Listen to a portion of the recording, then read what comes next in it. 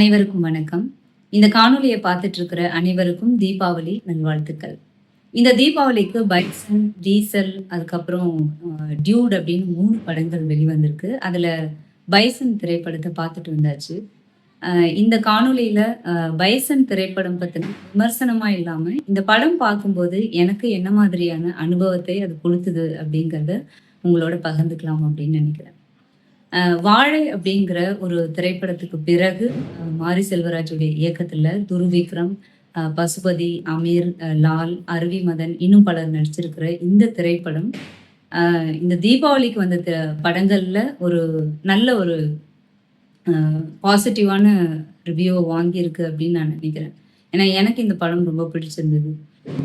ஏற்கனவே பரியேறும் பெருமாள், கர்ணன், மாமன்னன் இந்த மாதிரி பல படங்கள மாரி செல்வராஜ் எடுத்திருக்கிறாரு. அந்த படங்கள்ல இருந்து இந்த படம் கொஞ்சம் வித்தியாசமா இருக்கு அப்படின்னு நான் நினைக்கிறேன். அது என்ன வித்தியாசம் அப்படிங்கிறத பின்னாடி நான் சொல்றேன். ஒரு வனத்தி கணேசன் அப்படிங்கிற ஒரு கபடி பிளேயர் தமிழ்நாட்டுல இருந்து ஒரு ஆசிய விளையாட்டுப் போட்டியில கலந்துகிட்ட வனத்தி கணேசன் அப்படிங்கிற அந்த கபடி பிளேயருடைய வாழ்க்கையை மையமா வச்சு இந்த படம் வெளிவந்திருக்கு அப்படின்னு சொல்றாங்க. துருவ் விக்ரம் இந்த படத்தோட ஆடியோ லான்ச்ல ஒரு விஷயம் சொல்லியிருந்தாரு. ஏற்கனவே நான் 2 படங்கள் நடிச்சிருந்தாலும் கூட, எனக்கு இதுதான் இந்த பைசன் தான் முதல் திரைப்படம் அப்படின்னு சொல்லி. அவர் சொன்ன இந்த கருத்து சில விமர்சனங்களை அ அ சொ ஏற்படுத்தியிருந்தாலும் கூட, இந்த படம் பார்க்கும்போது அவர் சொன்னது உண்மை அப்படிங்கிறது நம்ம எல்லாருக்குமே புரியும். ஏன்னா, ஒரு தூத்துக்குடி பக்கத்துல ஒரு சின்ன கிராமத்துல ஒரு பள்ளி மாணவனாக கபடியை தன்னுடைய உயிர் மூச்சா நேசிக்கிற ஒரு கிட்டான் அப்படிங்கிற கதாபாத்திரத்துல ரொம்ப சிறப்பான ஒரு நடிப்ப வெளிப்படுத்தியிருக்கிறாரு.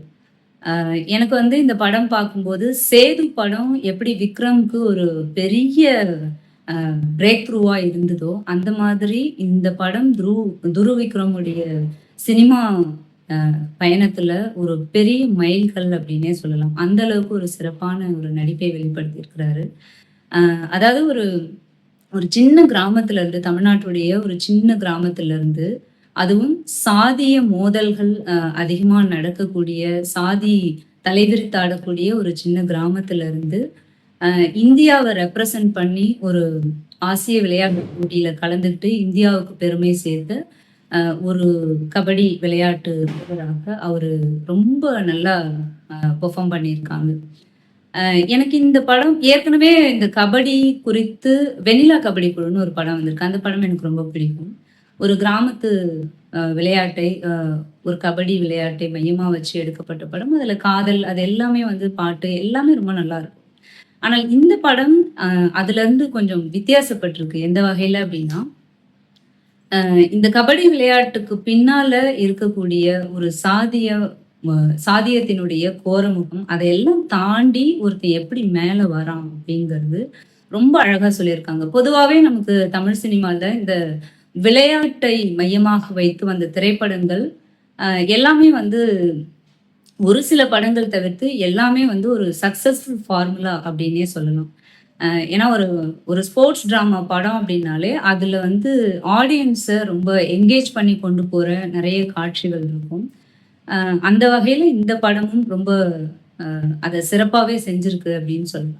எனக்கு இந்த படத்துல ரொம்ப பிடிச்ச விஷயம் என்னன்னா, மாரி செல்வராஜுடைய மற்ற படங்கள்ல இல்லாத சில விஷயங்கள நான் இதுல பார்த்தேன். என்ன அப்படின்னா, இப்ப பரியேறும் பெருமாளா இருக்கட்டும், இல்ல வாழை திரைப்படமா இருக்கட்டும், அதுல ஒரு ஆசிரியர அ அவர் வந்து காட்சிப்படுத்தின விதத்துல எனக்கு சில மாற்று கருத்துகள் இருக்கு.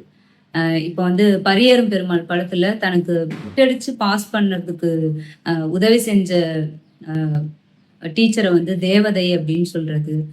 அதேபோல வாழை திரைப்படத்துல ஒரு அ டீச்சர் மேல ஒரு சின்ன பையனுக்கு ஒரு அஃபெக்ஷன் ஒரு லவ் ஏதோ ஒண்ணு.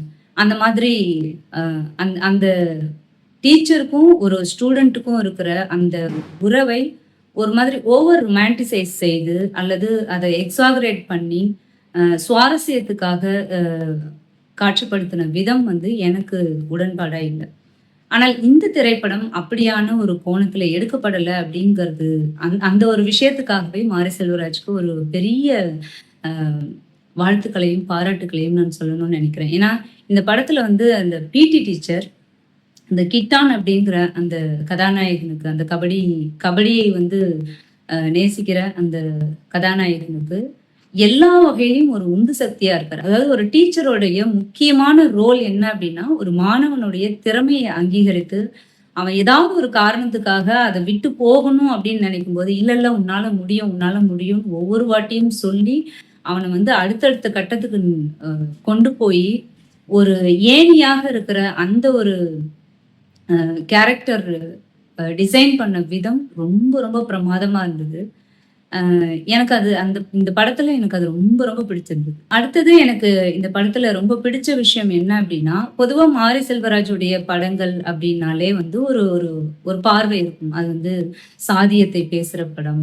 அ ஏற்கனவே நடந்த ஒரு விஷயத்த திரும்ப ஏன் கிளறி விடுறாங்க அப்டிங்கிற மாதிரியான ஒரு விமர்சனங்கள்லாம் இருக்கும். ஆனால் அதுவும் தேவை அப்டிங்கிறது என் என் என் மக்கள் இந்த மாதிரியான ஒரு சூழல்ல இருந்து தான் வெளியில வர தொடங்கியிருக்காங்க அப்படிங்கிறத பேசுறது அப்படிங்கிறதும் ஒரு கலைஞனுடைய முக்கியமான ஒரு பணின்னு நினைக்கிறேன். அதை மாரி செல்வராஜ் அவருடைய படங்கள்ல தொடர்ச்சியா பண்ணிட்டே இருக்காரு. ஆனாலும் கூட மற்ற படங்கள்ல இல்லாத ஒரு விஷயமா நான் என்ன பார்க்குறேன் அப்படின்னா, இந்த படத்துல எந்த குறிப்பிட்ட சாதியின் மீதான ஒரு பெரிய விமர்சனத்தையும் வைக்காமல், ஒரு சுயசாதி விமர்சனத்தை பேசியிருக்கிற அளவுல மாரி செல்வராஜ் ஒரு படைப்பாளியாக உயர்ந்து நிற்கிறார் அப்படின்னு தான் சொல்ல முடியும். ஏன்னா, இந்த கிட்டான் கதாபாத்திரம் ஒரு திறமையான கபடி பிளேயரா இருக்காரு அப்படின்னும்போது, வேறு சாதியை சார்ந்த அந்த பிடி ஆசிரியர் தான் அவன வந்து ஒவ்வொரு வாட்டியும்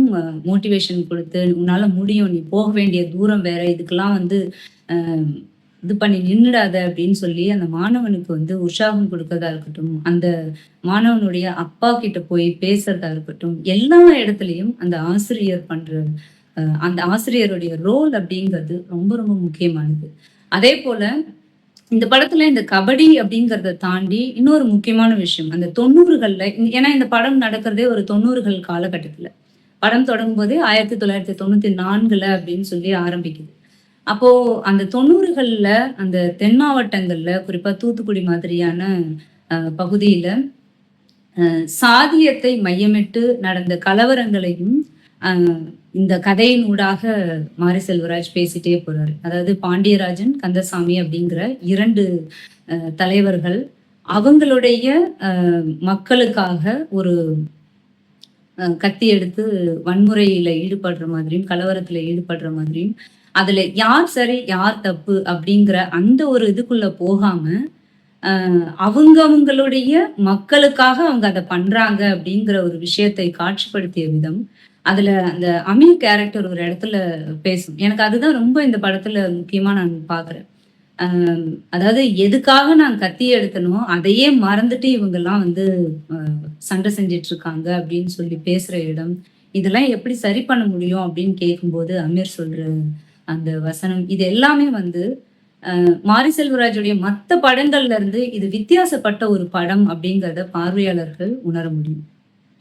அதே மாதிரி இந்த தன்னுடைய சாதிக்காக அல்லது தன்னுடைய மக்களுக்காக நான் இந்த வன்முறைய கையில எடுத்தாலும், எந்த இடத்துலயுமே இந்த தலைவர்கள் அ அந்த ஒரு திறமைக்காரன சாதியத்துக்குள்ள அடக்கிடாம, அவன வந்து அடுத்த கட்டத்துக்கு எடுத்துட்டு போறதுக்கான ஒரு உந்து சக்தியா அவங்க இருக்காங்க அப்படிங்கிறதும் அந்த படத்துல காட்சிகளாகவும், வசனங்களாகவும் வச்சிருக்காங்க.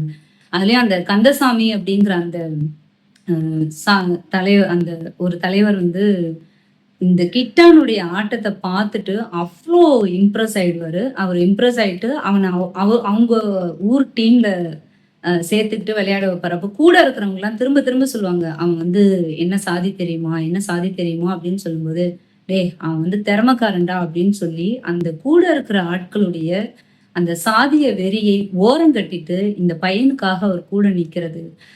அதே மாதிரி அமீரும் அதாவது அந்த பாண்டியராஜன் கதாபாத்திரமும் ஒரு இடத்துல வந்து அ அவனுடைய திறமைய வந்து அங்கீகரிச்சு அவனுடைய காதலுக்கு ஒரு வகையில வந்து அவருடைய அதிகாரத்தை நல்ல விதமா அவனுடைய காதலுக்கு துணை செய்யறதும், அவன் வந்து மேல வரணும் அப்படின்னு அவரும் நினைக்கிறது.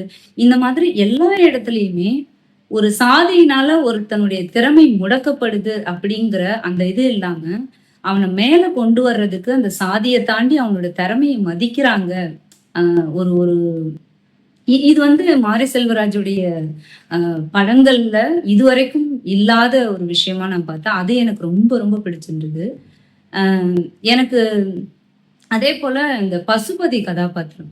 இந்த படம் வந்து ஒரு விளையாட்டு சம்பந்தமான ஒரு படம் அப்டின்னாலும் கூட, ஒரு அப்பாவுக்கும் மகனுக்கும் இடையில இருக்கிற ஒரு பாச போராட்டம். ஒரு பக்கம் நீ கபடி பிளேயரா ஆன அப்டின்னா, நீ வந்து ஒரு ரவுடியா மாறிடுவ. இல்லன்னா இந்த ஊர்ல இருக்கிறவங்க வெட்டி போட்டுருவாங்க அப்டின்னு சொல்லி மகன் மேல இருக்கிற பாசத்துல அவர் வந்து பேசுற விஷயமா இருக்கட்டும். அதுக்கப்புறம் மகனுடைய அந்த விளையாட்டை பார்த்த பிறகு அவருக்குள்ள வந்து அவருக்கு ஏற்கனவே அவருடைய வாலிப வயதுல ஒரு கபடி பிளேயர் வந்து ஒரு இன்ஸ்பிரேஷனா இருப்பாரு. அந்த பிளேயருக்கு அடுத்தபடியா தன் மகன் அந்த மாதிரி இருக்கான் அப்படின்னும்போது, தன் மகனுக்காக எப்போதுமே ஒரு கத்திய இடுப்புல சொருவிட்டு அவனுக்கு பாதுகாப்பா போயிட்டு வர்றது அப்படின்னு, அ பல இடங்கள்ல பசுபதி ரொம்ப பிரமாதமான ஒரு நடிப்ப தான் குடுத்திருக்கிறாரு அப்படின்னு சொல்ல முடியும். இந்த வீடியோ உங்களுக்கு பிடிச்சிருந்தா லைக் பண்ணுங்க, ஷேர் பண்ணுங்க, கமெண்ட் பண்ணுங்க, சப்ஸ்கிரைப் பண்ணுங்க, மறக்காம பெல் ஐகானை கிளிக் பண்ணுங்க.